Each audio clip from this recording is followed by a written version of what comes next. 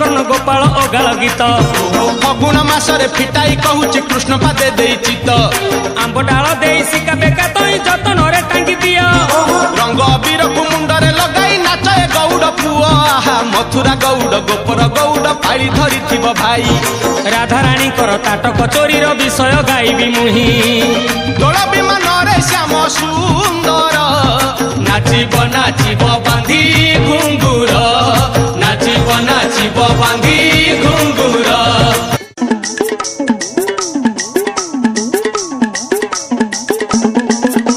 ए बाबा कोका भाई बहनी मैन आयला देखो चोकुलटो गुड़का नचा। अरे गुरु भेली के ततला भुजा केंता हेता। उघरा लिया दतरी खोजा केंता हेता। हाय रे केंता हेता बने हेता।